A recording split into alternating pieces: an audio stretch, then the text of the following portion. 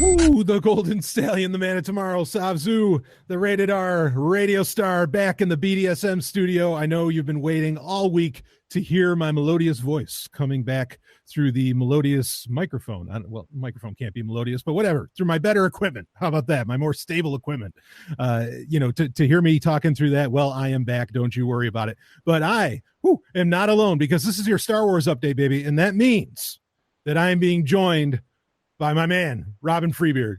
Welcome back, man. Woo! Letting it rip. I love it. Man, it has been, I'll tell you, July, hell of a month for Star Wars. Late July. Right. Just when you think we were going to get a slow Star Wars news month, they just kind of they hit us with the barrage. Yeah. And, and it's a good thing. I mean, in fact, it's almost fortuitous that we've waited or that in general, when we do this show, when we do the Star Wars update for Patreon, that we end up doing it almost like the last day of the month, because it seems like Disney just waits until the very end of any month to really hit you with a bunch of stuff. And of course, recently the Thrawn Alliances book came out. I still haven't had the chance to finish that. Me either. So we'll get into that. We'll save that for August. Not that I expect August to be a slow month. Now I just don't expect there to be a slow month. Yeah, it's funny you mentioned a thing about how tactical Disney is about their releasing of Star Wars news. I mean, just like since we started doing this together, I'm really starting to pay more attention to how Disney releases stuff, and it does seem very calculated.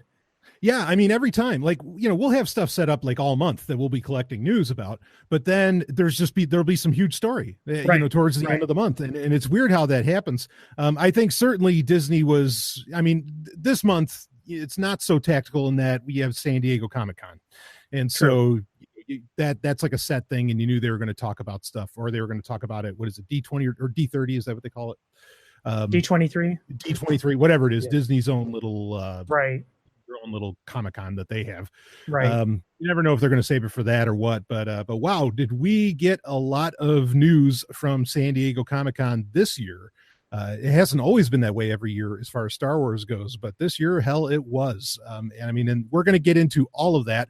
Like I said, Thrawn Alliances, we will be talking about that next month, but we will get into a review of a comic series that just finished, which is the comicization of the novel by Timothy Zahn, which is the first Thrawn novel, since the character was really reintroduced in season 3 of Star Wars Rebels, which I think, is it today that Star Wars Rebels came out on Blu-ray? We're recording this on July 30th. It's either today or tomorrow. Yeah, something like that. Yeah, I haven't been keeping track just because I already have, honestly, stuff on my computer. Right. No, I hear you, man.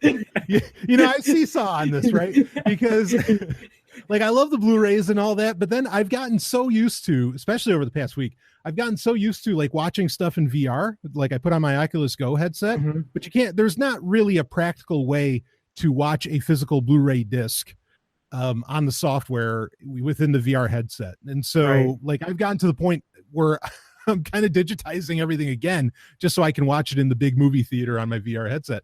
So yeah, I hear you. I'm back and forth on that. I'm like, oh yeah, I want the Blu-rays. And then it's like, oh shit, but this is how I watch this stuff so much now. And why the hell would I want that? But anyway. I try to be more minimalistic too, in that I try to constrain my purchasing of physical products to things that if it's really special. Yeah. So and the thing is with the Rebels Blu-rays, most of the quote unquote extra content has just been the episodes of Rebels Recon, which are up on YouTube. So what do I need that on a disc for? No, fair enough. That's a fair point, really to bring up. So anyway, yeah, so I think that's out there. It's either season 4 is out now or it's coming out tomorrow, but that's neither here nor there. We have, not that that's not uninteresting, but we have plenty of other things to really get into. And in fact, really, this is the announcement, I think. Let's just break into it. This is the announcement that really, boy, there was 2 huge announcements from San Diego Comic-Con. There's another one we'll get into, but there's 2 big ones. And well, one of them wasn't even, they announced was the cast listing. That wasn't at Comic-Con. They just did that. No, that was afterwards. Yeah. Okay. So that wasn't from Comic-Con, but the cast listing. That was just this last week too, I think. Right. Yeah. I mean, this is a huge deal. Obviously, we're going to talk about that. But before we get into that, we'll talk about really, I think, probably the biggest news and the biggest shocker out of Comic-Con entirely. Not just a matter of Star Wars, but just all the way around. And that is, what is it? Hashtag Save Clone Wars or Clone Wars Clone Wars saved. Yeah. That's it. Yeah. I mean, God. When I couldn't believe when I heard, like, or I get the notifications on my phone from the YouTube app for the Star Wars channel, and when it said Clone Wars trailer, I'm like, what the fuck's this? And I watch it, and you're watching it for the first few minutes, and you have this, you're seeing like these two rows of Clone Wars of helmets from clone troopers, say from like the episode 2 era, or particularly from the show Clone Wars. And you're thinking, what are they just like doing some kind of remastering, some kind of big re-release box set or something like that? You have no idea what the hell's going on. And then you finally start to get the picture that, oh shit, these are going to be some new episodes. And that's exactly what happened. I mean, when you heard about this, I mean, what went through your head, Rob? Well, I mean, it was oddly enough, I heard about it from you. Mm-hmm. And the only reason, I wasn't really spending much time on the internet that day because it was my birthday. Yeah. That got announced on. And talk about awesome birthday present. Absolutely. Yeah. I sent it to you. I sent you the link and I'm like, happy birthday, man. Yeah. My mind was blowing. I mean, just about, and I know from listening to your podcast, we've both been having, certain not so great feelings about Star Wars lately. Yeah. And what a way to really kind of reinvigorate my love of the franchise. Because I never would have expected to do this. And it was here again, I mean, tactically really smart move on Disney parts to kind of do something like that for the fans and really try to build some, goodwill and what's been a rather kind of, dour atmosphere lately. Yeah, absolutely. I mean, because I really think so. Well, I want to get into the details of it, but I really think that Clone Wars, it's one of those things where, as long as people have watched it, they generally love it, or at least as they can get to season 3 anyway. Right. Which that's a problem with the show, but yeah, I found the biggest problem with people with the Clone Wars is just getting them to watch it. Right. Yeah, exactly. And I mean, it is kind of a confusing show because it's not really in chronological order. I mean, there's a few different little issues like that, but once you're into it, you're into it. And this was really, I think, talk about tactical. It was a guaranteed way, I think, to appease fans and say, okay, we're kind of screwing up the future. We're kind of screwing up this, but hey, guess what? We're going to get you your hookup. We're going to finish up. And Dave Filoni's in charge, so everybody's happy. Right. So it's a 12 episode. I mean, you wouldn't call it a mini series. I don't know if we're going to call it season 7 or how it's ever going to be officially labeled. But it is a 12 episode. It's not going to be like they're going to do a bunch of more seasons or anything. This has a very set run of 12 episodes, and I think that's fine. And was it Siege of Mandalore or what? I'm trying to remember what the I do have a link in the show notes. I'm pretty sure that's the timeline. In fact, Filoni has talked about this storyline before and released some pretty significant details about it. So, like, I mean, if you really want to spoil the plot for yourself, the what's in those episodes is out there on the internet. Right. But yeah, especially when they showed the clones with the painting of Ahsoka's, sort of, I don't know if those are tattoos or what that she has, but they basically painted the clone arm to look like Ahsoka, and I remember that being like a specific plot point to the story that was the Siege of Mandalore. Right. Yeah. So, I mean, and in the trailer, you see Ahsoka, and of course, like right at the end, and because they know everybody loves Ahsoka now, which I'm glad. I mean, I'm so glad that she's a popular character now. And that was awesome, to have her turn around in the hologram, and you're just like, oh fuck yeah, and they hear, as soon as you hear Matt, it didn't watching the trailer. It's a fine trailer. It doesn't really hit home until Matt Lander is talking. And then as soon as you hear his voice, you're just like, oh yeah, okay.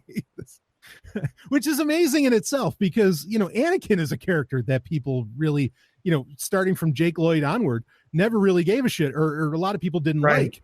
But, Matt Lanter. The Clone Wars. Exactly. Yeah. And then, you talk about Matt Lanter's Anakin, nobody has a problem. and you're like, oh yeah, Right. no, that's the man right there. Well, I mean, the whole series really kind of like for a lot of people, probably myself included, that kind of redeemed the character from Sure, how he was represented in the films. And sure. it's kind of funny that you mentioned remastering, because like it's long been like sort of just like a fan dream of mine if they would like redo the prequels in the Clone Wars, animation and Right. actors and all of that. I think that would be really cool, but I know that will never happen. No, it won't. But that's not an atrocious idea. In fact, we do our question of the month now on the Star Wars update, and that kind of subject might come up a little bit Right. during the. But you raise an interesting point. Is that I would love to see. I mean, now that you say that, I would love to just see comic books like they've been doing with The Last Jedi. They did with Rogue One, where you get like deleted scenes and everything within that aren't in the movie, the actual movie proper. I'd love to see that with episode 1, 2, and 3. Give me some deleted scenes, I'll take it. And I don't know, maybe they can flesh stuff out that's going on. But regardless, this is so now. I think I've heard that this 12 episode series of Clone Wars that they're doing is going to lead right up to episode 3. Yes, that's the way the storyline ends. Right. So this is Filoni really getting his chance to put the capstone on Clone Wars, which I think is wonderful. I think that this is very much needed because again, Clone Wars is Star Wars on the grandest scale, and I think we could use some grand scale Star Wars again. And also, this is obviously this is going to be put onto Disney's streaming service, and it's going to be exclusive to that. I mean, what a way to get subscribers, because I heard plenty of people say as soon as they heard about it and that it was going to be on the streaming service, they're like, all right, yeah, I'll sign up. I mean, because this is just a guaranteed way to make that happen. Because if you did watch Clone Wars, you get it. Like, you understand, just how great and what a big deal this is. And I think I'm going to guess that, they're not messing around. It's going to go right to the grown-up version of Clone Wars, because certainly in the first couple seasons of the show, it was definitely geared towards children. Well, you mentioned that the story going up to episode 3, and point in fact, it actually goes past or up to the end of episode 3. Okay. So, interpret that as you will. Right. Yeah, that could be very interesting to see. Yeah. I'm looking forward to this big time. I mean, and I haven't heard any complaints. I mean, like, this has just been a unified front from Star Wars fans saying, okay, great. I'm glad that we're getting this. Everybody's excited. Everybody's happy, which is great, because everything else has been fucking divisive, in Star Wars land. Yeah. So, I mean, did you have any other thoughts on the whole Clone Wars coming back? I mean, any hot takes? I was really just, for once, I was really shocked by an announcement. I mean, this is the first time Disney's done something that would kind of like seemed outside of the sort of mindset they've been in, because, when they took over, they, one of the first things they did was shut down the Clone Wars and shut down LucasArts. Right. And, this gives me hope that, hey, they can take the Clone Wars seriously. Maybe they can take some of this other stuff that they neglected more seriously too. Sure. Yeah, I don't think that's unfair. And yeah, it is, because finally this feels like something that this is actually for the fans. As to a lot of what's been put out with Star Wars hasn't exactly felt that way. Right. Well, and like I said, when they took over, they really kind of treated the prequels as like the redheaded stepchild of the franchise. Yes. And just, like, aside from the links in Rogue One and Rebels, because Filoni had control of that, there really wasn't that much reference to the Clone Wars at all. And I know there's a lot of people that love those movies, and I and I know it's got its haters too. I mean, I used to dislike them more than I do now, but you really can't, like, especially after watching the Clone Wars series, you really can't dismiss that part of the story, right, as part of the larger whole, because it's really critical. Yeah, I mean, I think a lot of people now, a lot of fans will, especially ones who are very critical of the prequels. They'll come out now and they'll say, "Well, the story's great, just the execution might not have been, Right. the best." Right. And I can understand that. I can take that, like I can accept that kind of criticism a lot better than they just suck or something like that. But that's the thing for me is I enjoyed the film. I enjoyed the films. I've enjoyed them since 1999 as far as the prequels go. And to have more respect getting paid to that era, I couldn't be happier. Right. I mean, I'm really glad for that. In fact, we're going to talk about some more stuff, some more serious respect getting paid to the prequels in a little bit of a later story here. So, but yeah, this just feels good. Go ahead. And one other point, just for the people out there who might be doubters as to whether or not these movies actually have appeal or have had appeal or still have appeal. Like Clone Wars content has been like the most requested content that for Battlefront 2, right, that people want. So yeah. I mean there's like real visible demand for more Clone Wars stuff. Yeah, absolutely. And it's, I'll tell you, like, so speaking of Battlefront, like with Battlefront 2, when because I pre-ordered it, blah, blah, blah. And, I played the early demo and everything where in the multiplayer, you get to go around as Darth Maul and you're, hacking and slashing away a bunch of battle droids. Right. I mean, that just felt, I mean, the game didn't live up to everything else, but when I was doing the beta, I was like, yeah, no, this feels like Star Wars. This is good. Yeah. I'll take this. And so, yeah, I agree that's an interesting point to bring up. And I agree with that. So yeah, this is just a win-win. I mean, this is some of the best news you could possibly get. As far as Star Wars goes. Like I said, I mean, the only other news that could possibly be better than this, that they announced that they're reopening LucasArts as an actual studio for producing Lucasfilm content. Yeah, you'd pretty much have to come out and say, so we're going to do TIE Fighter 2. Right. And, it's going to be released for all major systems and everyone's going to be happy. And when they say that, okay, like that's really what you'd have to do to be like any bigger than this. Though exactly. Though maybe the Thrawn announcement might be the only one that would be bigger, that was bigger because that was so huge when that was announced. Yeah. But this is pretty massive. And Filoni did his, I haven't seen actual video of it, but I've heard people talk about it that were there, that Filoni was like pulling stunts the whole time. Yeah. Well, I reminded, like, the way people were talking about it, it reminded me of when I went to Celebration and we saw the second Force Awakens trailer, the We're Home Chewie. Right. Which, I mean, that was just like you had to be there sort of experience. And that's the way people are describing that event at Comic-Con this year. I really wish I could have been there, but, unfortunately. Yeah. No, I hear you.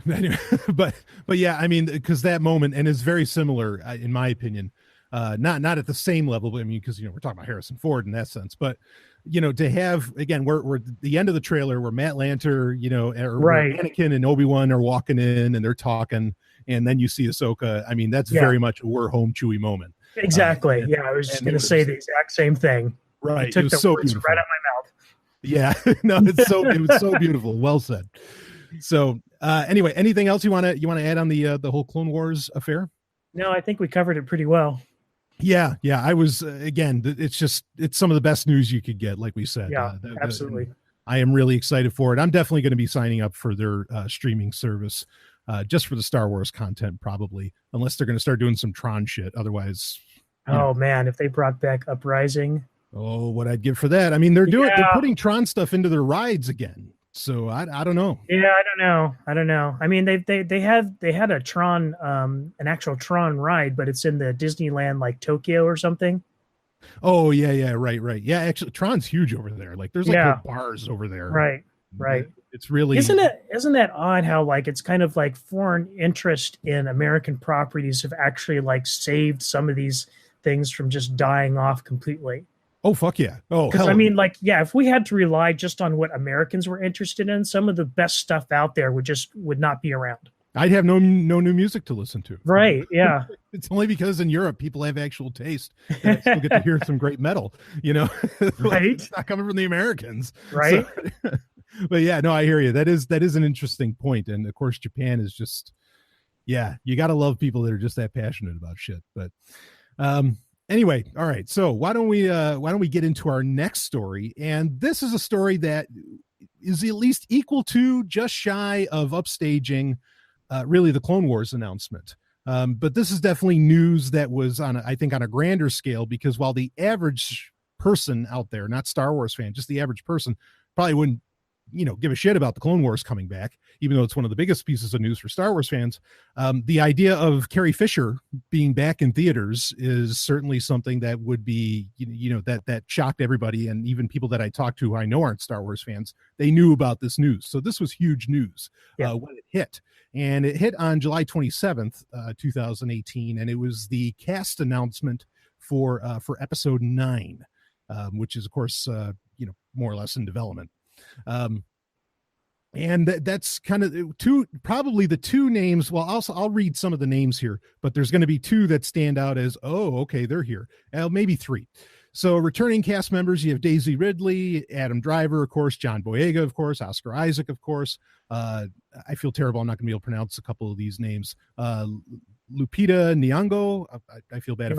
Yeah, that's close. Yeah. So Don Hall Gleason, anyway, Kelly Marie Tran is going to be there, Junice Satomo, and Billy Lord, of course, Billy Lord, daughter of Carrie Fisher. And then, so there's going to be some new people, Naomi Ackie, Richard E. Grant, and of course, Kerry Russell. Everybody's been talking about that for a little while. Mm-hmm. Some people saying it's going to be Mara Jade. Probably not. No. So, I don't see that coming. No. And then here's Anthony Daniels. So there's your veteran, of course, doing C-3PO. But here's the big three that matter. First off, Billy D. Williams coming back as Lando. We all kind of knew this was happening based on like him showing pictures of himself working out. And I think this is fantastic. Like, I love the fact that Billy D. Williams is coming back. I mean, how do you feel about that, Robin? I think it's great. Didn't they announce that separately, like a lot, earlier in the month? Or... Yeah, they might have done it separate. So, but we knew pretty well ahead of time that it was a good bet right. He was coming back. Right. Yeah. And people have been wanting that for a while. In fact, a lot of people were surprised that he wasn't in episode 8. Yeah, and Last Jedi, right? I mean, in fact, actually, his part in Battlefront 2, in the storyline of Battlefront 2, I thought was the best part of the game. Yeah, absolutely. He was so cool. Yeah, the banter between him and what was the other character's name? Shit! Yeah, Duros guy. Yeah. I mean, that was some of the best parts of the game. Like story-wise, I was laughing my ass off. Yeah, it was great. Yeah, so Billy D. Williams, very welcome to come back. I think that's awesome. So that's certainly big news. But then, here comes the two big ones. First off, of course, well, I already buried the lead, or not buried. I already cart before the horse, whatever. But Mark Hamill is listed on the cast. So what people are saying that no, there's no way Luke's not coming back in 9. Well, it's happening. It's definitely going to be happening. And so that's exciting news.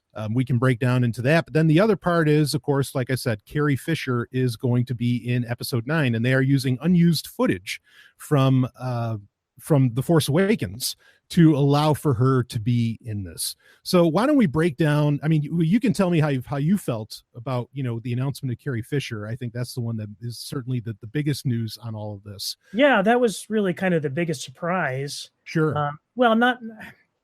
It's not surprise. The biggest surprise for me was that they're going to be using primarily, it sounds, footage from episode 7. Right. Whereas there had been rumblings for a while that there was a lot of extra footage from episode 8 of her. And I'm wondering if they're tossing that out and just using the footage from episode 7, which I wasn't even aware that there was a lot of extra content from her. We knew there was some in that movie. Right. We knew there had to be some, because in the original trailer, you have Ramaz Kanata's handing Leia the lightsaber. That's right. Right. And that wasn't there. But so there's something. But yeah, I don't think we knew there'd be enough to, warrant this announcement, I guess. I don't know how significant her part in the movie is, or how long it's going to be. I mean, I kind of have my doubts in that regard, just because they are limited to the footage that they have left over. Yeah. And the other part of it is like they had to address this at some point. People have been, really kind of hammering, Lucasfilm, Disney about questions about what they're going to do ever since she died. Right. And their comment has been, no, we're not going to use CGI. Right. That's the only thing that they've ever said definitively. Well, I think they said they weren't going to recast her either, or the words might have been a little fishy around that. But yeah, I think it was a little fishy around that, and I know there was like a fan petition online to get certain people to recast as, which I didn't really get behind, because I mean I honestly, I'd rather, as shitty as this is, I'd rather her, character meet her demise off camera than have somebody recast in her role. Right. Yeah, I can understand that. I'll admit that I was more on board. Like, I thought it was a ridiculous idea of recasting her until like a guy on Rebel Force Radio said, "Oh, I'd put Kate Mulgrew in the role," and then I was like, "Oh, well, I'd do that." Yeah. I mean, like, I could see it, but just, I don't know.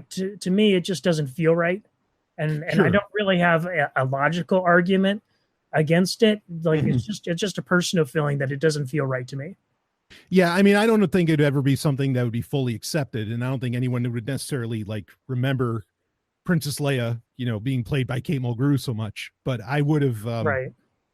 She's one of the few people that, or if anyone, that I think it could have worked for quite a few reasons. She certainly has the chops to pull it off. Yep. Like you said, I think the biggest problem would be getting people to accept her in the role, no matter how good she was at, performing.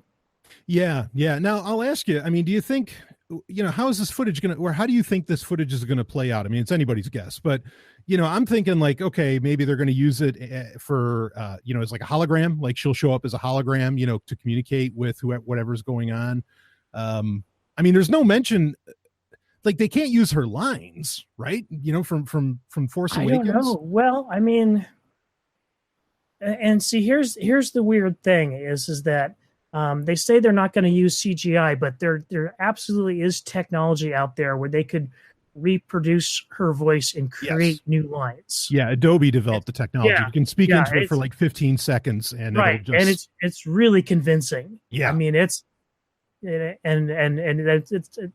this is like a technological concern that probably be of interest to your users, for Sovereign Tech. But I mean, like, I have some real concerns about what happens when this technology like hits the commercial market.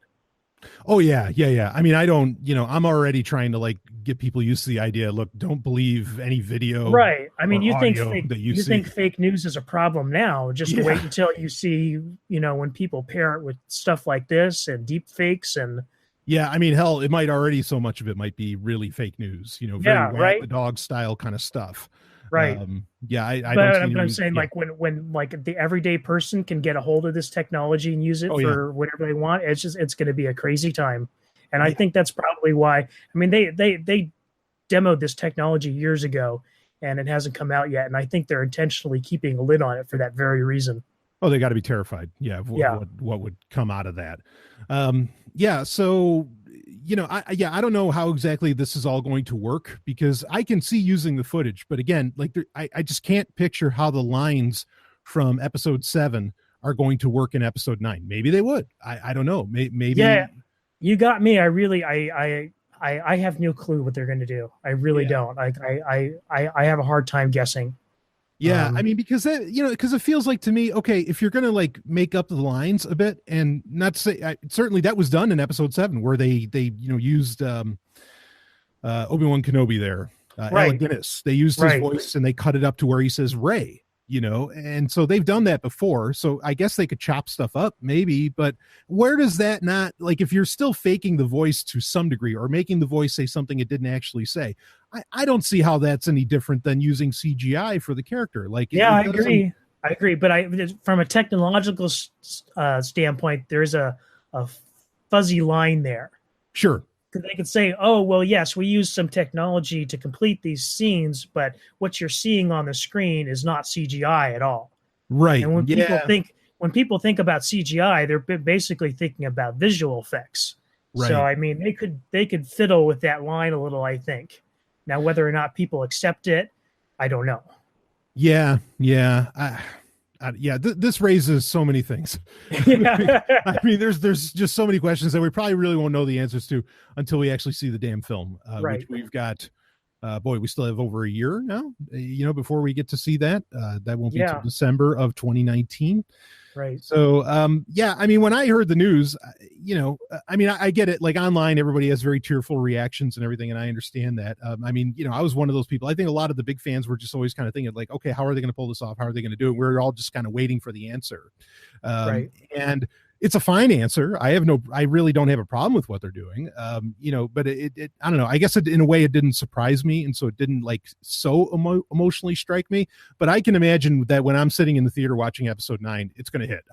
I'm pretty sure tears are going to fall pretty hard. Yeah. I pretty much felt the same way. Like I said, I wasn't too surprised by the announcement itself. I was mostly concerned by, what they said in the content and so far as the footage they were using.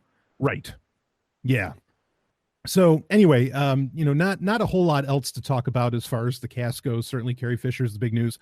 Mark Hamill coming back. I mean, are you thinking Force Ghost? What do you think? Yeah. No, I don't see any other way they could really do that. I mean, yeah. And here again, this didn't surprise me at all.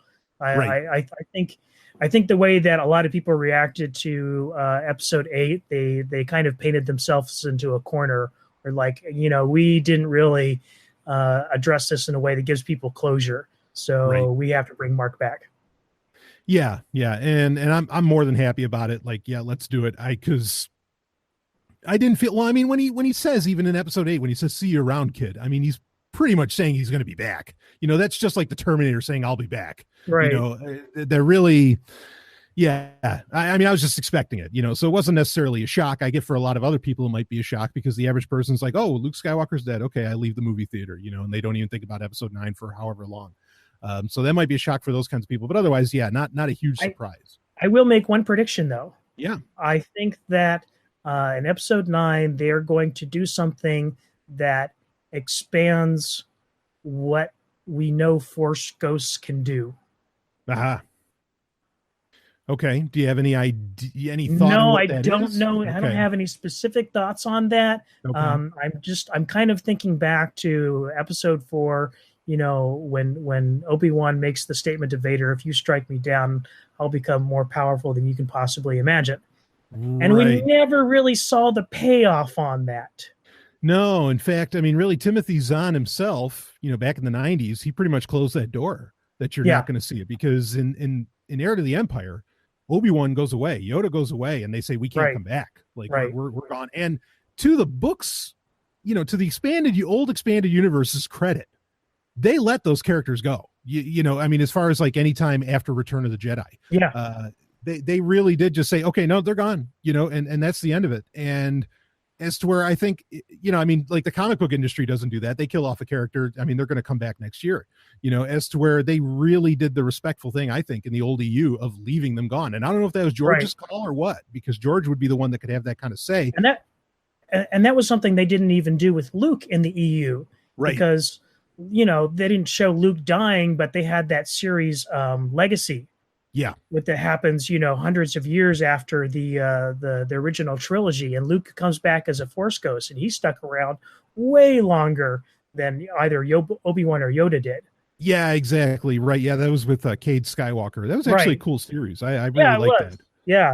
They had that sexy both series actually, because there were 2 of them. Yeah, because there's Legacy War or something like that. Well, no, they just called it like Legacy Volume 2, but they started following the young girl as kind of the main character instead of Cade. Who's the sexy Sith Twi'leki? That gal? Oh my God! Oh yeah. Well, it's funny you mentioned her because supposedly in Lucas's original draft for Episode 7, he was going to use her as a character. Oh, I want that. Right? Right? We need evil women in Star Wars. Bad, like right now. This needs to be resolved, and I don't just mean Dr. Aphra, or Commander Tolvan. That was a rare occasion of, Lucas actually taking something that he really liked from the expanded universe and saying, "Oh no, I like this. I'll use it." Yeah. Oh shit, I didn't know that. Man, that would have been great. Right? That's terrible. I can't think of her name, but anyway, that's regardless. Wow. Well, okay. Talking about expanded, EU content, or should I say expanded content, which is now wholly canon, as to where before EU was just kind of like third tier, though we might talk about that a little bit after we get into this subject. so anyway, at San Diego Comic-Con, there was an announcement of a lot of Star Wars books, which is a point I brought up to you a couple Star Wars updates ago, Rob, was that I was like, where's the announcements for all the books? Where are the books? Like, we were supposed to be getting one, we were getting 1 or 2 a month for a while in 2017, and where the fuck did they go? And well, now we've got a bunch of announcements of novels and comics that are going to be coming out. One of them actually isn't even fiction, called Women of the Galaxy, which is just all artwork of women in Star Wars. I'll be picking that up for sure. Yeah, same here. I'll straight up buy it. Yeah, I actually. So I know people are going to ask me for this after I talk about it. I buy every Star Wars nonfiction. Well, I actually buy every fiction book too. I get it on Audible anyway. But I buy all the nonfiction stuff, like every single one of them, and I get them all professionally scanned. And so, I don't keep them behind me in the BDSM studio. I don't have them anymore, but I have them all on my hard drive. So this is one of those ones I'll be buying, and I'll definitely be getting it scanned, obviously. I am so excited for this. And I buy all the art books basically, just because I come from an art background, and and I just love seeing a lot of the unused concept art. Yeah, because inevitably that stuff always ends up popping up again somewhere else in the Star Wars universe. Yeah, Filoni will want to use it or something, and he has. He's done it many times. One of the what did they call it? The Inquisitors from Rebels was unused concept art from The Force Awakens. Oh, okay. No, I didn't even know that. The really big guy. Okay. No, I know who you're talking about. I forget which brother. If you go back and look at your Art of the Force Awakens book, you'll see him in there. I will actually look that up. So because I collect all the art books too and get those scanned. So Women of the Galaxy, I'm excited for this. I'm curious to see, I'll read Kathleen Kennedy's forward. What the hell? And it looks like, the preview of the art that they showed is stunning. You have Ahsoka, you have Rey, you have Padme. That's the right stuff. Right. Speaking of Padme, and I think this is the biggest announcement as far as the novels or comics that are coming out. In this case, a novel being written by E.K. Johnston, who I am not familiar with, she wrote Ahsoka. Right. Yeah, exactly. Which it was okay. Yeah. It was just okay. And I hate to say that because I love the character. And the audiobook was tremendous because you actually had, Ashley Eckstein. You actually had Ashley Eckstein, narrating it, which I thought was fantastic. Right. And really brought the book to life. It's just the story was a little. Yeah. Well, we'll talk more about this later in another story, but we'll talk more about that. All right. So, well, anyway, E.K. Johnston, perfectly serviceable author. I just don't know, anything outside of what was done with Ahsoka. But the book is Queen's Shadow, and it is all about, as I understand it, it's all about Padme Amidala going from queen to senator. I am so fucking excited to have this story. Actually, honestly, it doesn't matter what time frame in Padme's life that it was going to take. I just want more Padme Amidala. Yep. Maybe, next to Obi-Wan, maybe my favorite character from the prequels. And Natalie Portman. Yes. Well, not in episode 1, but you get my point. I love the character, and we need to know more, and we need to have this homage getting paid to the prequels, in my opinion, just like we were talking about with Clone Wars. Right. I think this is the same deal. So, what was your thoughts when this announcement came about a Queen Shadow? I pretty much feel the same way. Like I said, I'm really glad that they're giving the prequel era more attention, two, that they're giving more attention to female characters from the Star Wars universe. Right. And three, like I said, I really enjoyed it. I don't know if I would say she's my favorite character, but she's definitely up there. Sure. As far as characters from the prequel era. So yeah, I'm like, this is overdue. That's all. Yeah. Yeah. Which I'm trying to remember the book where there was mention of what was the book with Tanaka in it? And Tanaka dies. I think I might have just spoiled something. That was the first Thrawn. Was that the first Thrawn book? Yeah, I think so. Or was was it Leia book? Oh, you're right. It was the Princess Leia book. Yeah, I think it was the Claudia Gray book. Yeah, it was the Claudia Gray Princess Leia book. Tanaka sees Leia and says, "Oh, yeah, I know whose daughter you are." Yeah, and he was about to spill the beans. Right. Right. Yeah. Okay. So, and that was the thing, is I remember when I read that and I was like, oh, whoa, that was, and a lot of Star Wars podcasts were talking about that scene in that book in particular, just going, oh, wow. I mean, so the character has gravitas, and so it can, she could definitely have her own novel. I think it's fantastic, and I'll take more, I'll take more. I'll take comic books. I'll whatever they want to put out about Padme, I am on board with that. Right.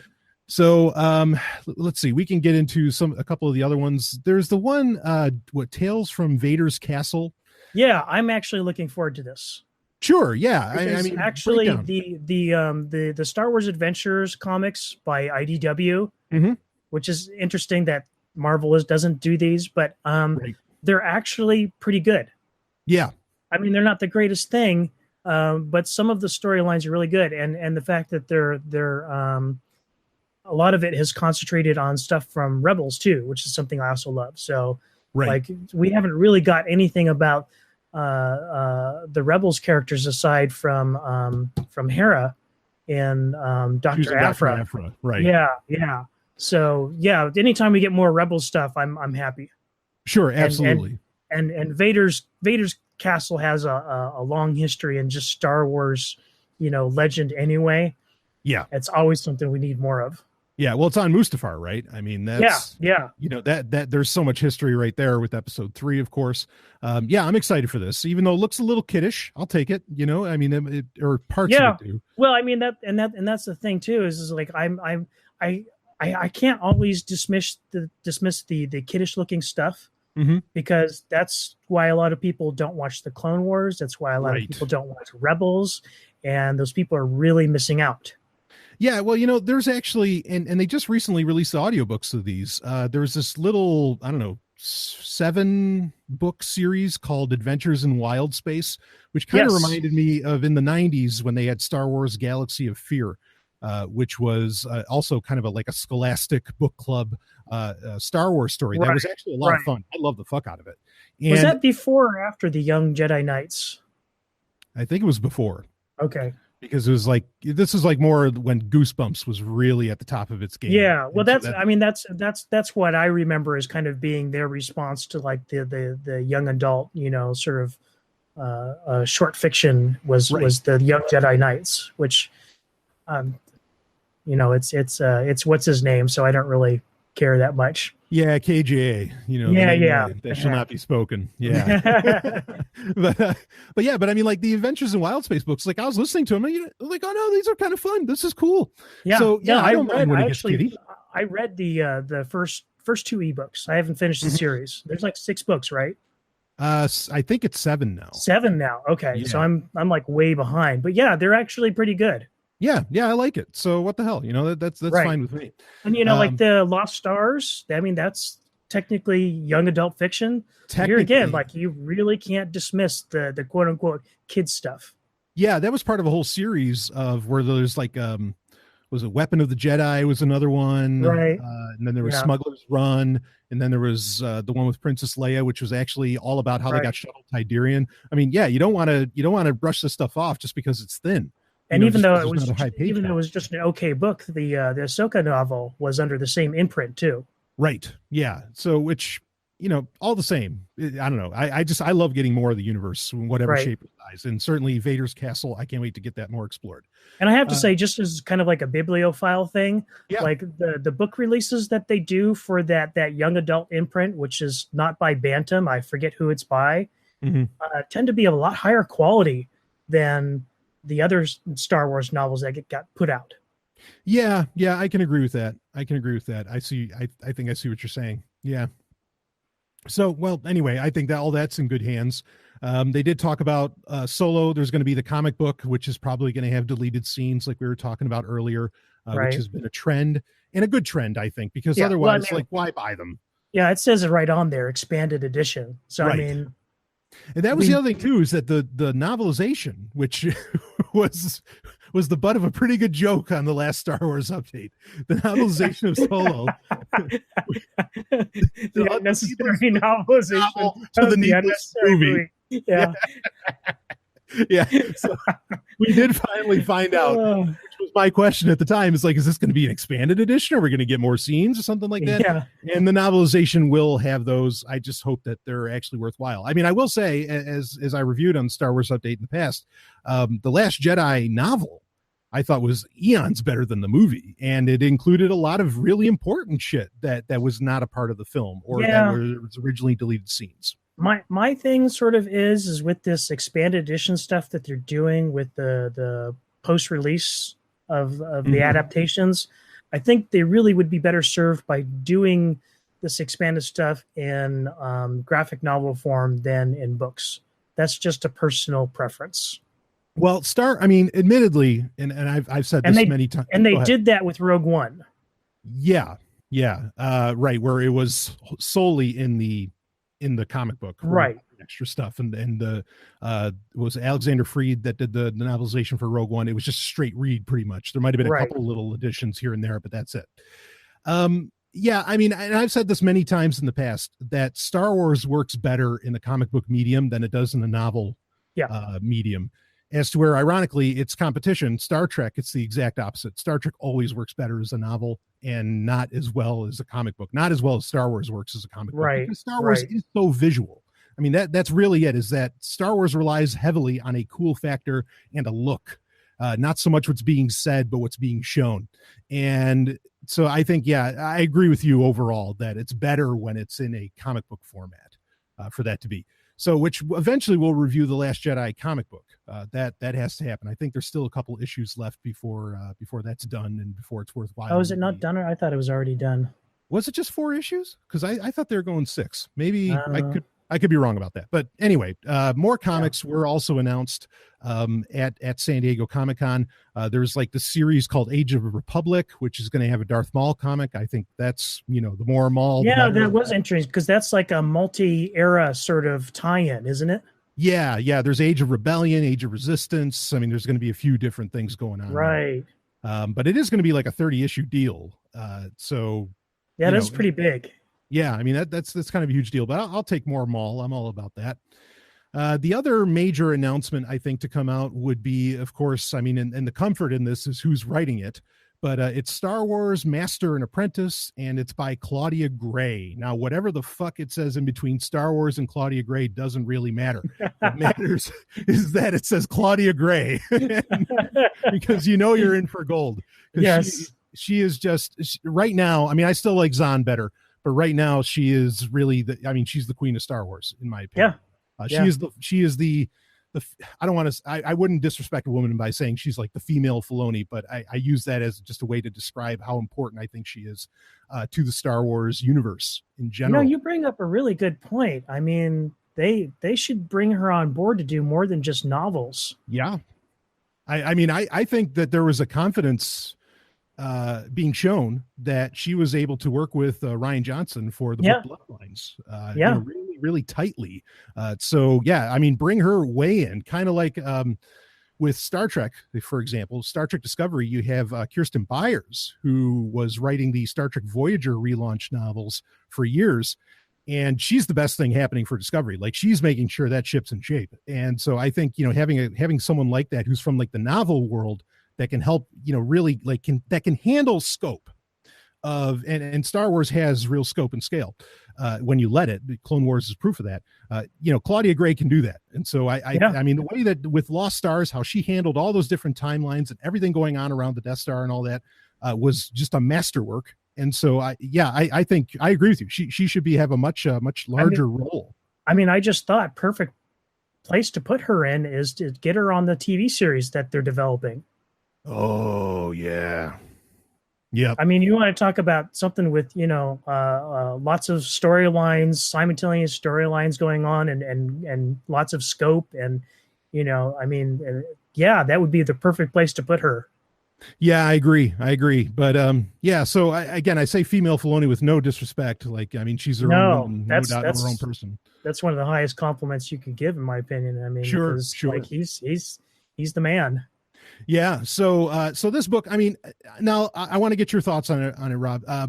But like Master and Apprentice, I don't know. I'm kind of burned. There was a Obi-Wan and Anakin comic book series that Marvel did last year that was honestly, it was terrible. Like Right. I I agree. just, It it was it didn't do was it anything. was subpar, both in art and in storyline.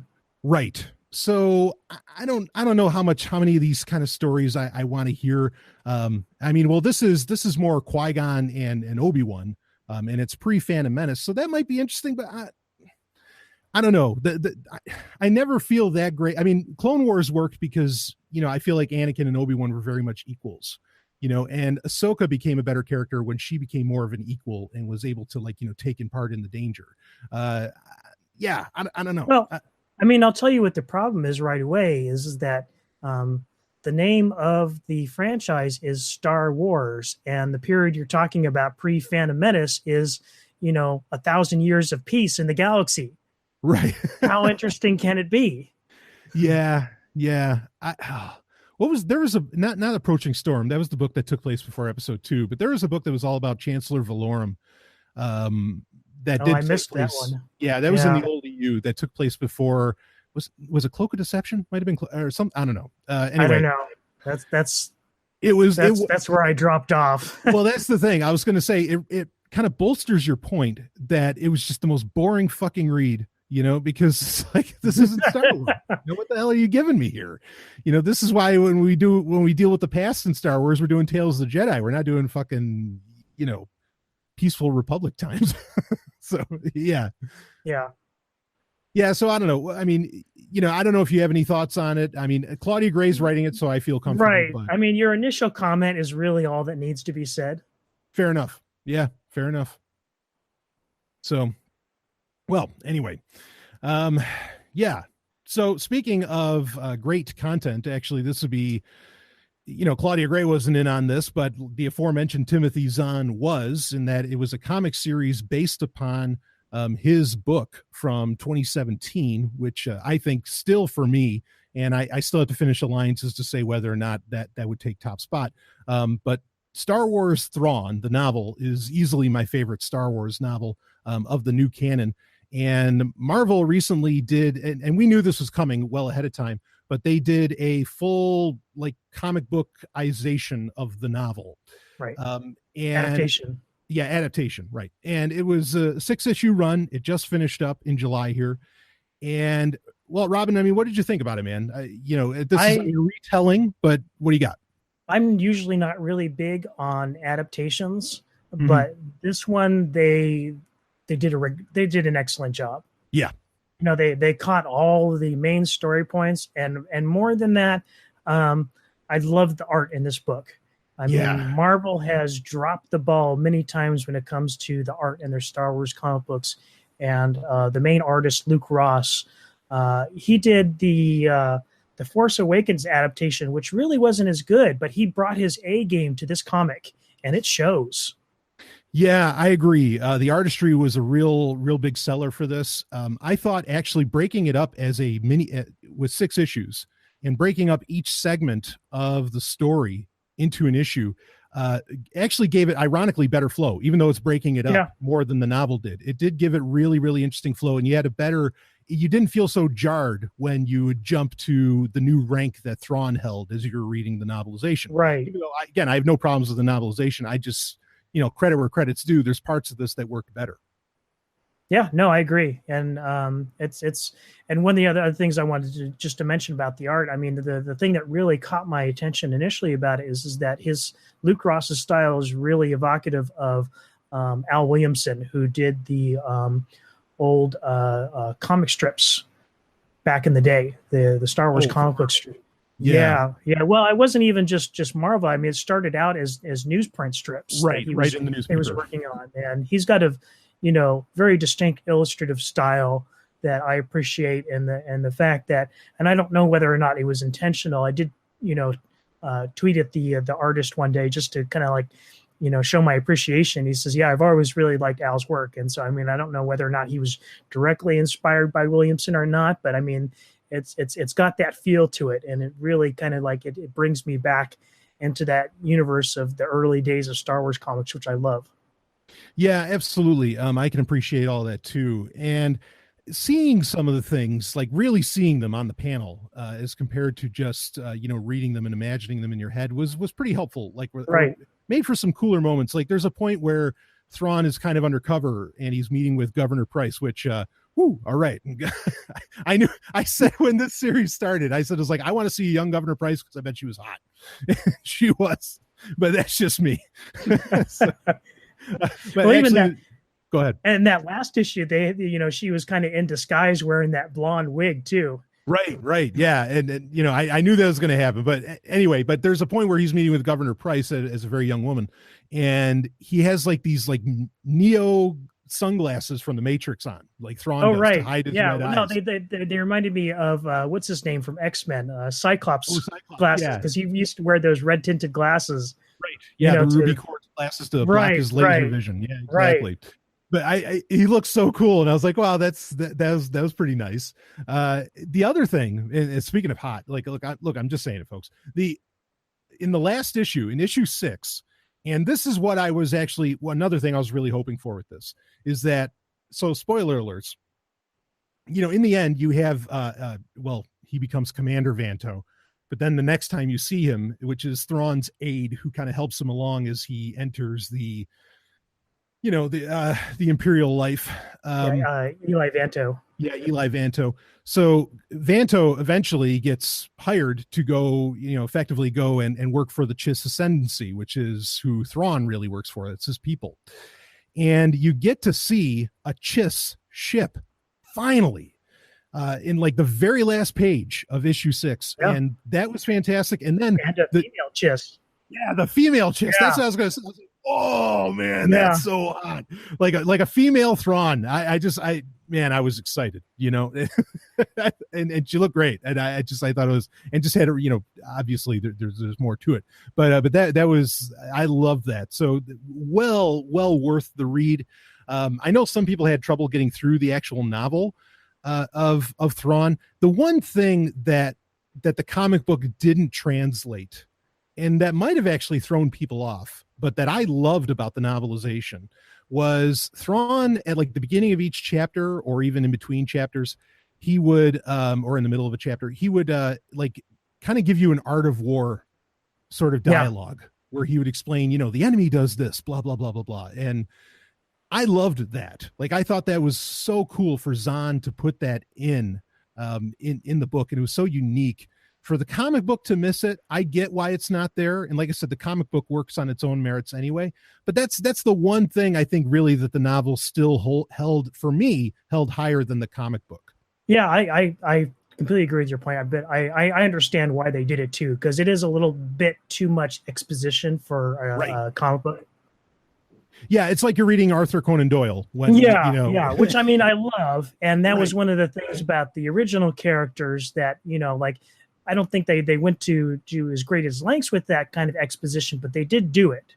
Yes. Yeah, exactly. So, I miss that, but there's value in having both. And I thought that it was great. Obviously this was intentional. I thought it was great timing to have the comic book series come to an end just as Thrawn Alliances, the book was coming out.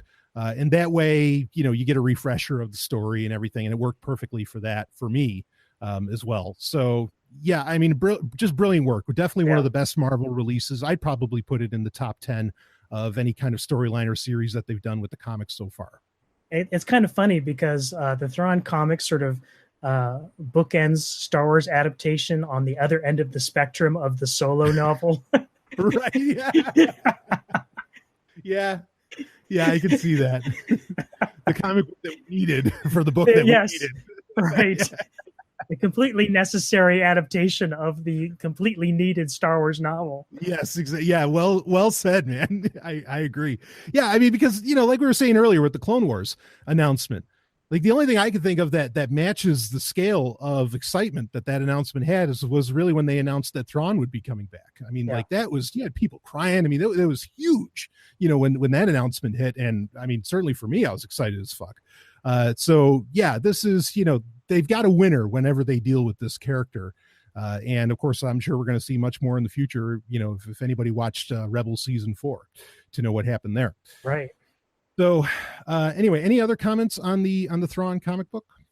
No, I said my piece. Like I said, I think I said when we initially reviewed the first issue. But I mean, if there's one Star Wars product that's worth picking up this month, I think it's the Thrawn comics.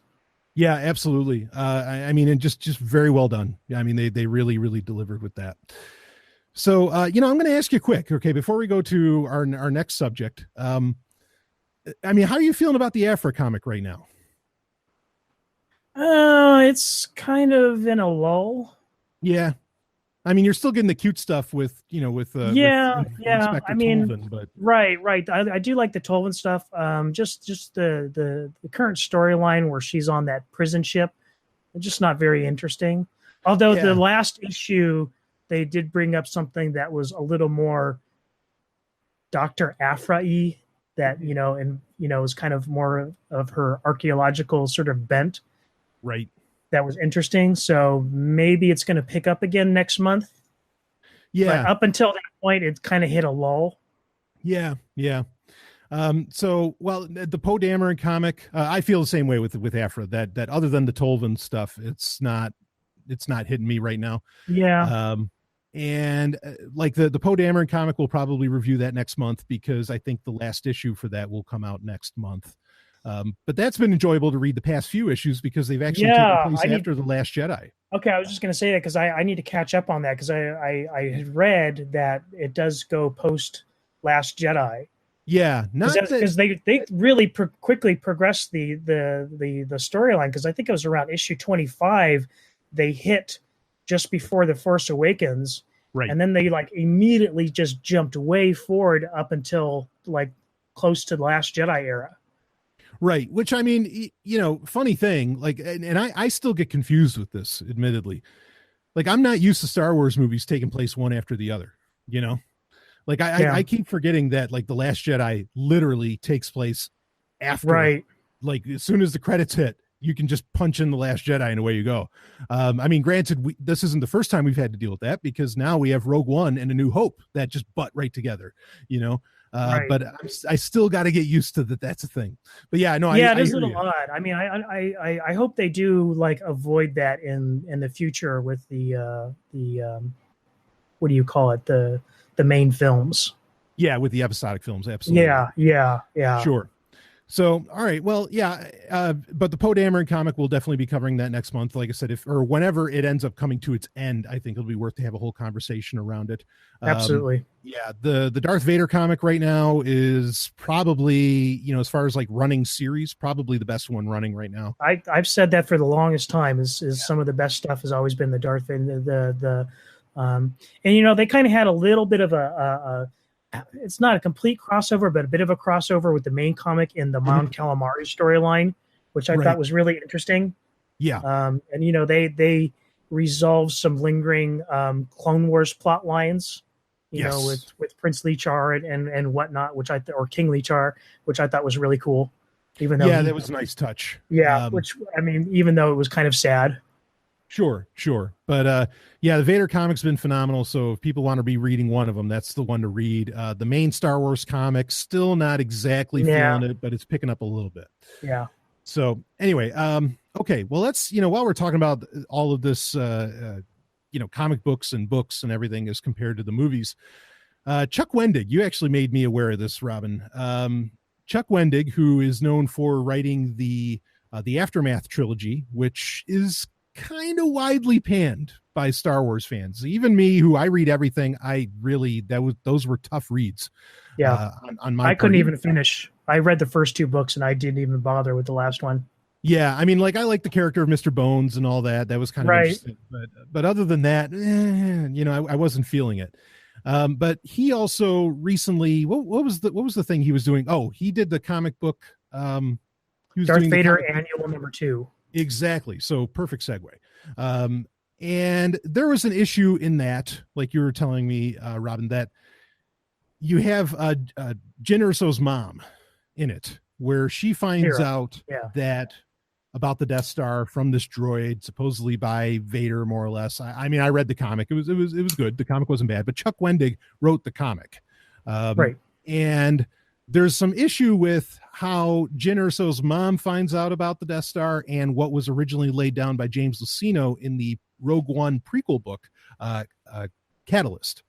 And so a person asks on Twitter, asks this of Chuck Wendig, and says, do you ever want to travel back in time to murder the person who coined the word canon? And Chuck Wendig says, well, canon usually just means, quote, which books belong in particular authentic catalog, end quote, which admittedly has its own problems, but canon in genre work is tricky at best. So a lot of people got a little hot and bothered about that comment. And just for full context, the Yes. reason that person originally asked that question is because somebody had asked Wendig in an earlier tweet about this contradiction in the Vader comic. Right. So then Chuck Wendig kind of goes on and says, it's hard to keep a complex plot straight in a single novel-sized story. Something like Star Wars is dozens of stories across multiple media with hundreds of creator input points. Stuff is going to get fiddly by its nature. And for me, I like it getting a little fiddly. Now I want to comment on that part. Okay. Because no, I'm sorry. Lucasfilm has people they pay to keep all this stuff straight. It'd be one thing if you're just hiring disparate authors, and okay, yeah, it was tough for everybody to kind of keep things straight. No, there's an entire team that this is their job is to keep this shit straight, and well, not only that, I mean, they said that was the reason for rebooting the universe. Right. Yes, post exactly. Return of the Jedi. Yeah, it's a selling point for what Disney's doing. Yeah, if you're going to create the story group and you're going to reboot the universe and get rid of the EU, I believe they even said it in a press release. They're doing this for the reason of keeping things concise and within canon. And now you have people like Wendig come along and contradicting that entirely. Right. Yeah. What's the point? Yeah, exactly. Yeah. Why bother then? And I think that's just an asshole thing to say about, I like getting a little fiddly. Yeah. Well, I mean, it's a cop out. That's really what it is. Right. He doesn't want to address that a mistake was made. Right. And I'm sure the story group people don't want to address the fact that they missed it. So no, of course not. They have been like, and there are people in the story group who've made not quite the same comment, but very similar comments. And so it's sort of like trying to, downplay the importance of canon. Yeah. So this has been a trend that's been Right. building up to this. Right. Now he does another tweet here. There's two more I want to read in his point or in kind of his thread. So he says, the problem with canon is that it demands viewing story as a series of rigorously tested data points. It demands we view story pieces as historically true, which is weird because A, it's fiction, and B, even real ass history is full of wild and ragged contradictions and retcons. So that's kind of a big one. I want to read the next one quick because he says, okay, don't get me wrong. You definitely want consistency and authenticity binding stuff together. But as in life and history, stuff is rarely going to line up invisibly. And for me, some of the fun is how it doesn't. And that leaves room for fan theories and fanfic. That was a bullshit appeal to fans. And again, this whole argument falls apart over the fact that Disney did this on purpose. It was a selling point, and they pay an entire team to keep this stuff straight. It's not like nobody's saying that it happens invisibly. We're saying that it's intentional and that there's people that's their job. Well, I mean, he says it right in the tweet there. It's hard to keep a complex plot straight in a single novel. Well, that's the job you signed up for. Okay. When you agree to write a Star Wars, novel or comic book or anything, you should know what you're getting into. And if you're not okay with that, then turn down the job. Right. Don't do it. Right. We're not, like you mentioned earlier, we're not writing Star Trek novels here. Yeah, exactly. Where they can do anything. Yeah.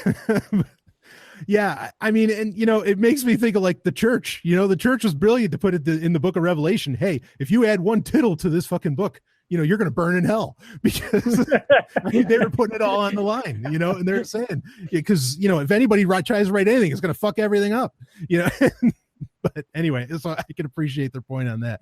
But yeah, this is just bullshit on Wendig's part. I can't stand the guy anyway. I'm sure he's a nice guy in a way, but this is just asshole stuff. Well, I mean, I have the same problem with him that I do have with Pablo Hidalgo and the story group. Is they do tend to be they think it's their job somehow to be sort of the linemen of Star Wars, and they can be rather nasty about it sometimes. Yeah, sure. Yeah, I don't know. I mean, the point is accurate about, like, with history. History does seem to, like, almost get rewritten. And we find out new things about history all the time, and you really can't know. History's not a science. You can't know about, you really can't know history unless you were there. I mean, that's right. In that's fact, a hard thing the argument seems to work against him that because it is fiction, it is easier to manage. Right. Real history, you have to do like even more hard work to get it straight. Yeah, you have to do actual detective work. Yeah, that's why you have archaeologists and historians and people who do research. I mean, you don't have to do a tenth or even 100th the amount of work you do in a fictional universe that you do with real history. Yeah, exactly. I mean, and honestly, he's saying he can't even manage to do that. Fuck him.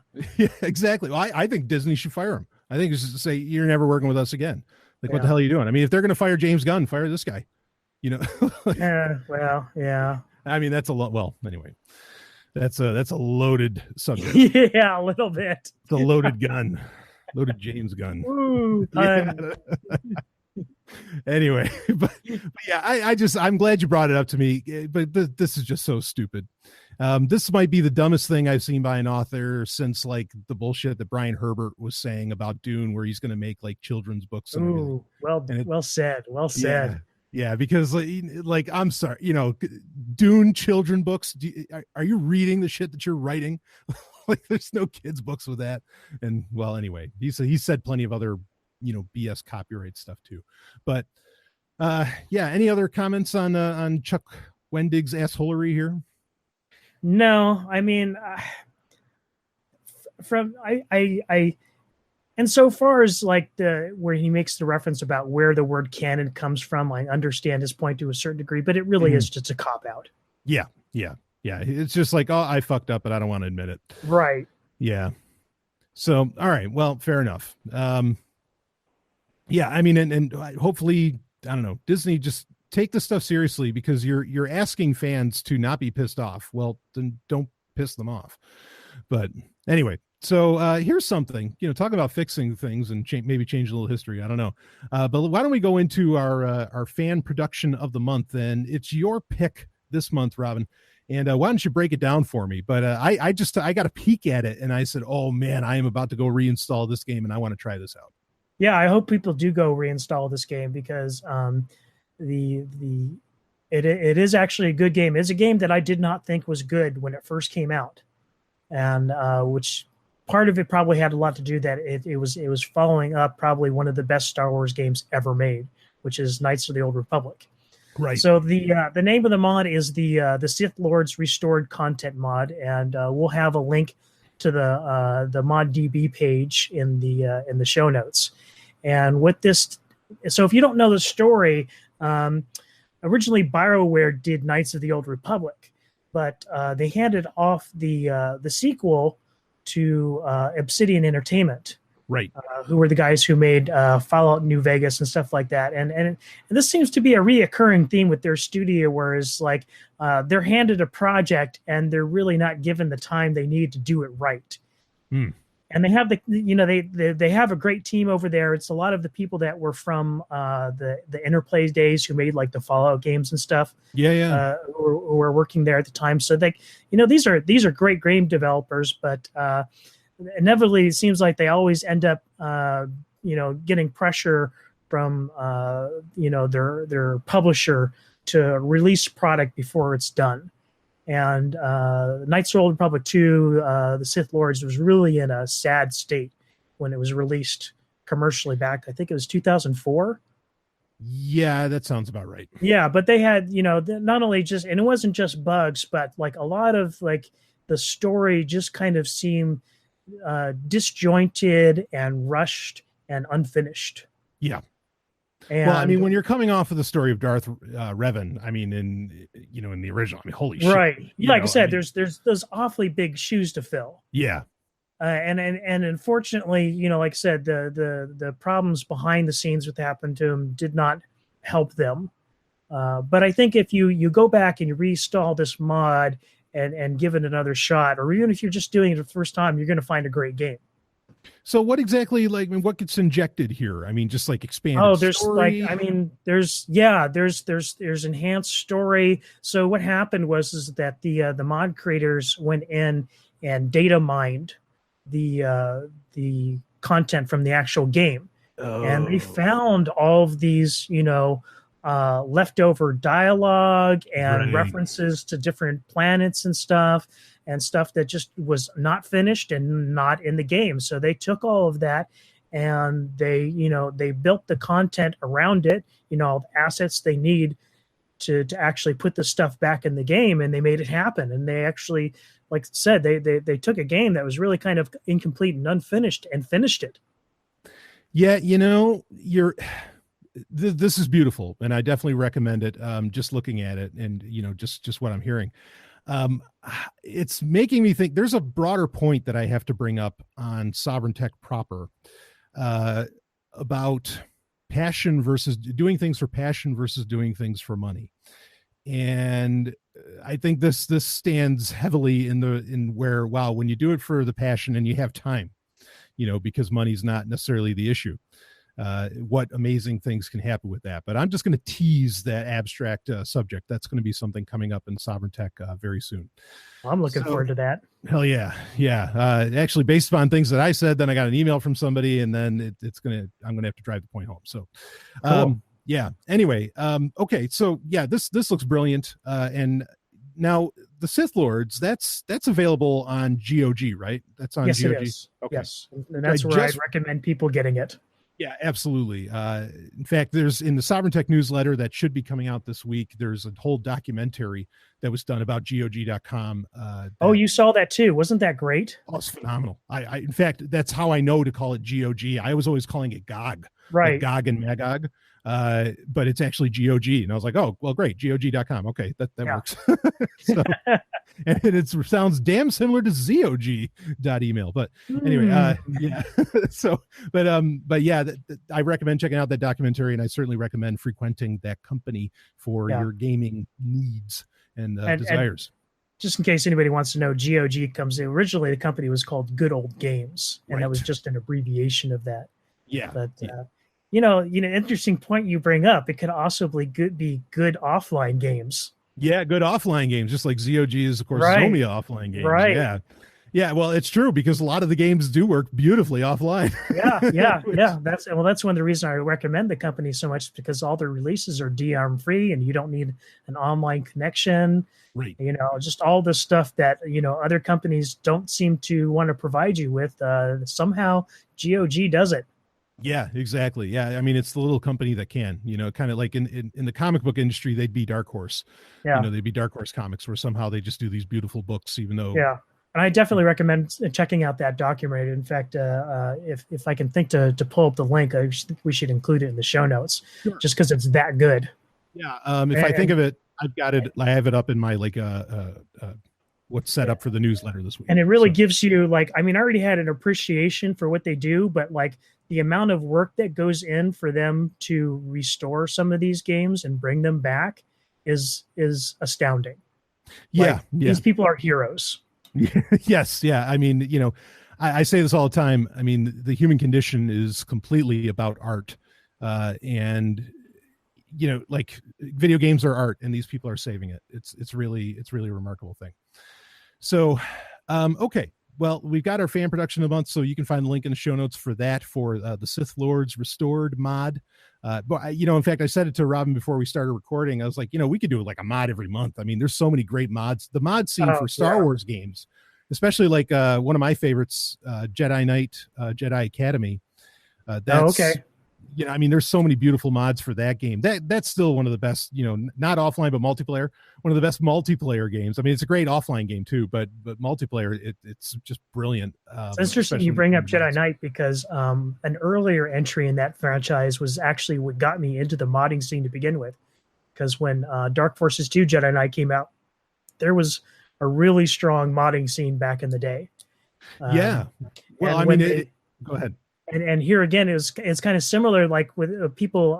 So when they released a Mysteries of the Sith expansion pack for that Mm-hmm. game, and in that game, some people had actually data mined a multiplayer level that like wasn't released in the game proper, and it was a multiplayer Bespin level of the duel between Darth Vader and Luke Oh. Skywalker, and it was so cool. And people here again, people data mined that, and and fixed it and put it together and released it as a mod. It was so cool. The amazing things when we can actually get our hands on the code, Right. anything is possible. That's a message to take away for Sovereign Tech listeners. Yeah, absolutely. So I don't know. I'm sure other mods will show up in the future. So, all right. Well, why don't we wrap this up with our question of the month? And this is one, I mean, it just kind of like came to me and I started to think about it. And the question is, who should have directed the prequels? Now, I bring this up because I don't think that George Lucas is that bad of a director. In fact, I kind of appreciate his style because he just shows you everything. And he has such vision and such scale in what he does. He just shows you the whole thing. And a lot of people don't so much like that. It's not like Irvin Kershner with Empire Strikes Back, where he's using very clever lighting effects on Darth Vader's helmet and and things like this to really tell parts of the story, and so on. Or even, well, there's debate whether or not how much Richard Marquand actually did directing for Return of the Jedi. Some people say George Lucas was directing that pretty hard, really. But in any case, I don't mind George Lucas as a director personally, but a lot of people do bring up the point that, maybe if we had some, a little more clever cinematography, a little more clever direction with the prequels, they could have been significantly better films. And I can take that point. I can understand what they're saying. I mean, I think ultimately it comes down to dialogue is any real issue with those movies. But yeah, I was thinking about it. I'm like, okay, who, with episodes, and I'd break them up, all of them, episodes 1, 2, and 3. Like, who would I have directing each one of those? Would I even keep George Lucas in his place? Would I say, no, he can do episode 1, and then somebody could have done episode 2 and episode 3? I'm willing to break, if you want to start off with like each film and you want to go back and forth on it, we can do that, Robin. Sure. And, I guess I'll start off with episode 1. And this is episode 1. I mean, this might seem like a bit of a cop-out, but I would have had Steven Spielberg direct it. And Spielberg had problems with the movie. Like, we knew that historically, that he said, like, the ending doesn't make any sense. He's like, there's a lot of things that people just aren't going to get about this film, George. You need to change some of this up. So certainly that colors my bias on that. But I think Spielberg would have been perfect for it because he can take the most boring stories in the world and still have you feel a lot of emotions. I think something like, and I'm not comparing episode 1 to Schindler's List at all, but I'm just saying that he can pull that off. Well, it's really interesting you bring this up because I was going to say the same thing. Okay. And not only, and the thing is that George Lucas is in agreement with us because I distinctly remember back in the day that George said that he had approached Spielberg about directing episode 1.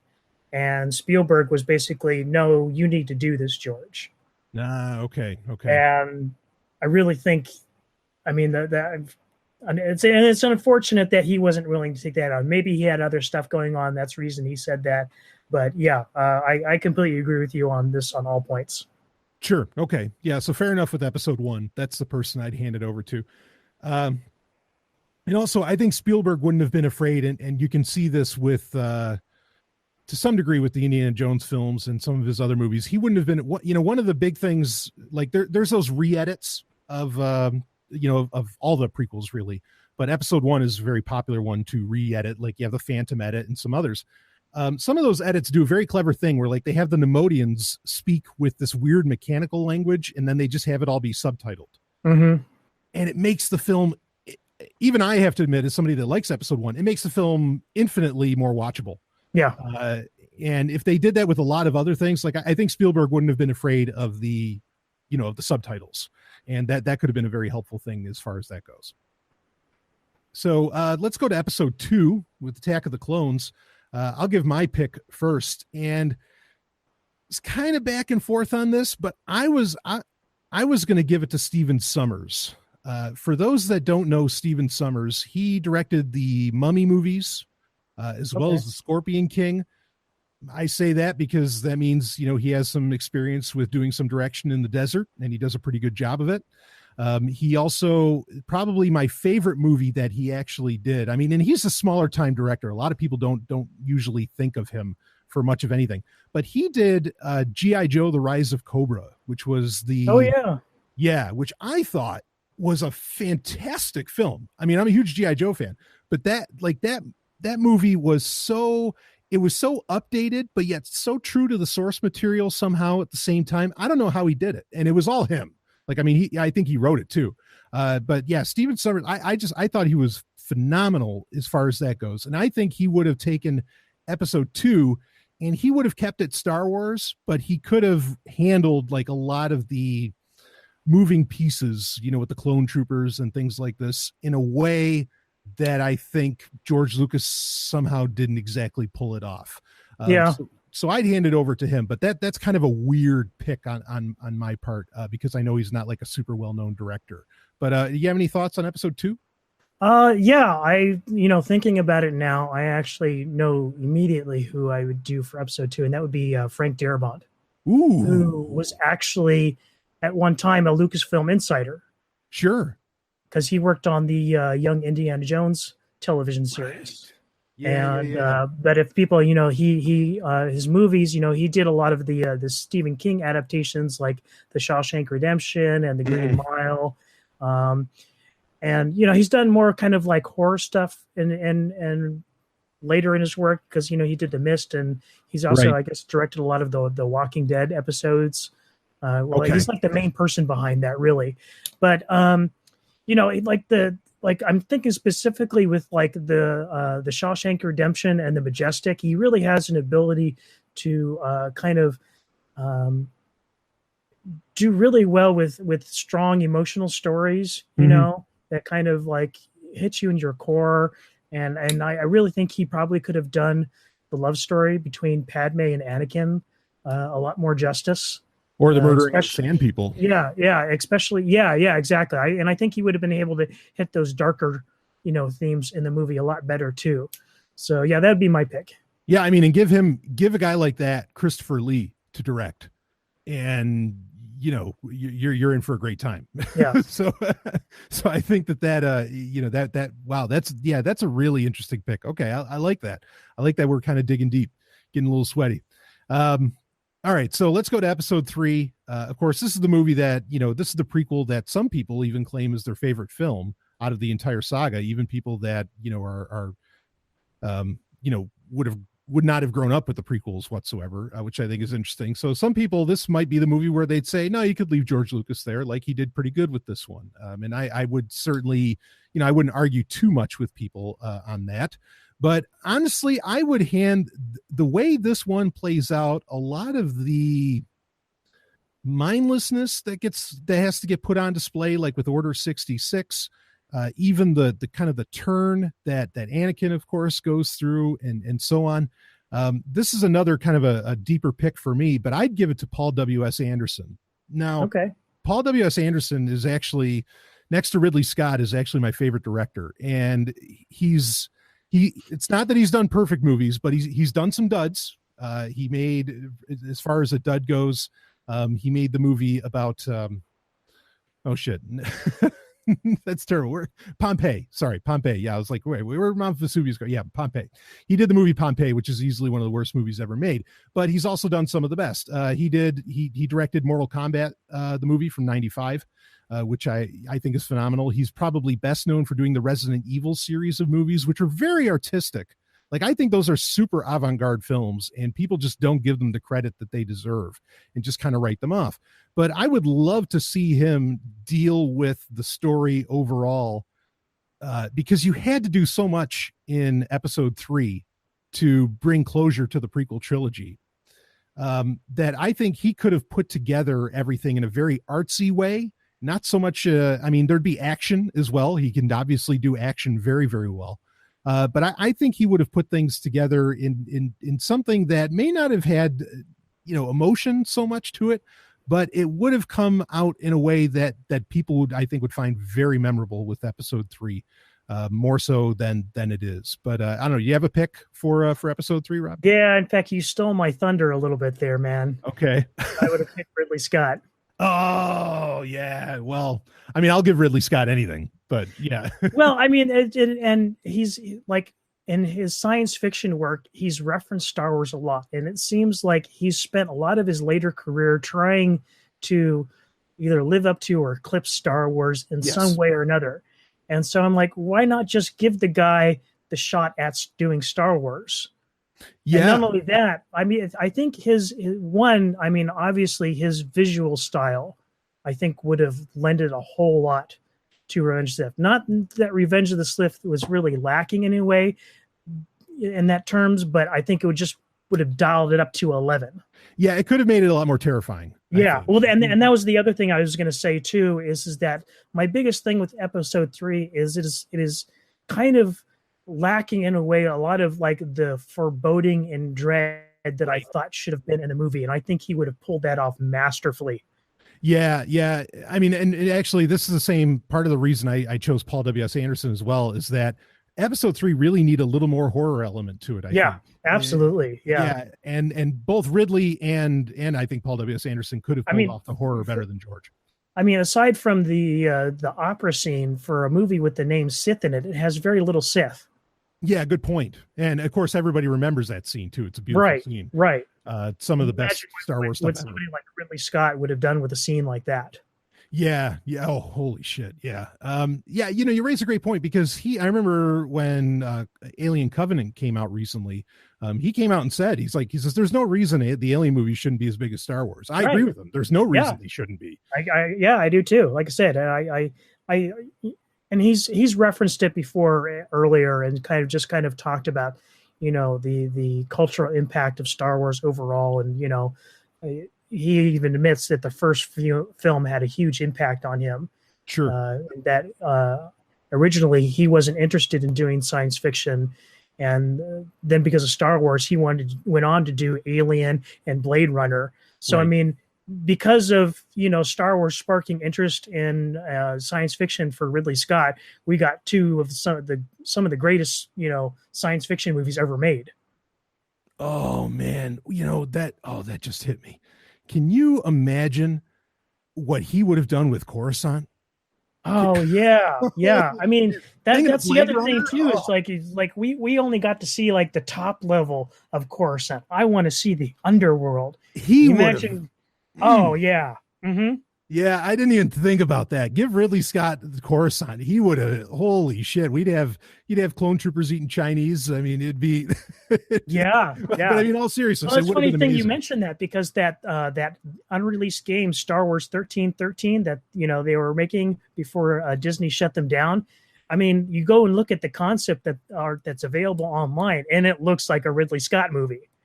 Yeah, absolutely. Yeah, great point. Oh man, yeah, and we would have found out a lot more about those death sticks too from Episode 2. That would have been amazing. Oh, Ridley Scott's a great call. Oof. That's the one that I think out of the three, that's the one that I actually really want to see. I want to see Ridley Scott doing Episode 3. That would have been nuts. All right, cool. Yeah, well, I mean, I just thought there was like a fun little mind game to play. To see, how these things could have been different. And I think there's genuine ways that they really could have been very, very different, even if there were just little hints of ways that they were different. But they could have changed the movies and the popular perception in a pretty major way all the same. So, wow. Yeah, damn, great picks. So, all right. Well, I guess we can wrap this up here, but I want to wrap it up with the question that I seem to end every Star Wars update with. I mean, Robin, how are you feeling about Star Wars right now? Obviously with the Clone Wars announcement, I'm feeling really damn good. Like I said, I think I talked about this in our first episode together, but I'm kind of like in a point in Star Wars universe where like they could do anything they want to it. And I still have plenty stuff in the back catalog that I really love and that I can still enjoy whenever I want. So, right. I mean, like when people say stuff like, they're ruining Star Wars, to me, that's kind of ridiculous because, what is any of the stuff they're doing now? How is that ruining your experience of, the joy that you got from it in the past? Was stopping you from going back and watching the old movies and loving them, And so, but that being said, when they're coming out with really good content, that does appeal to you and does strike at that, that core of that Star Wars nerddom that we all love, it is just that much better. Yeah, absolutely. I agree with you. And like really this month, especially, you get hit with, Clone Wars saved, Carrie Fisher's coming back, or we're going to have like Princess Leia is going to be a character, etc. in episode 9, and Thrawn alliances, having a new Thrawn book. I mean, like just that alone, there's not much else other than a great video game that I'd ask for from Star Wars right now. So yeah, that seems to be the biggest thing lacking in Star Wars right now is good video games. Yeah, it's kind of striking because this really shouldn't be hard to do. No, and they've had plenty of years to get it right, and they've just made a mockery of it. Right. I mean, if anything, do remasters, I mean, it's crazy that the most exciting thing happening in Star Wars gaming is that episode 1 Racer got re-released on Steam and GOG. Right. Yeah. Like what the hell? I mean, a game that's like almost 20 years old and that's the most exciting thing happening for you in video games is, as far as Disney goes, that's crazy. I mean, that just shouldn't be. But that said, the 3 things that I listed off are enough for me to make me a very happy Star Wars fan right now. Well, like as you mentioned too, I think we're going to have more mods in our fan work of the month. So I mean, if you're feeling the lack in the Star Wars universe, don't worry, we're going to have you covered. Yeah, absolutely. Always new stuff every month that we talk about, that we bring to you, and that you get to explore on the Star Wars update. So, Robin, once again, man, this is always one of my favorite times of the month. And me too.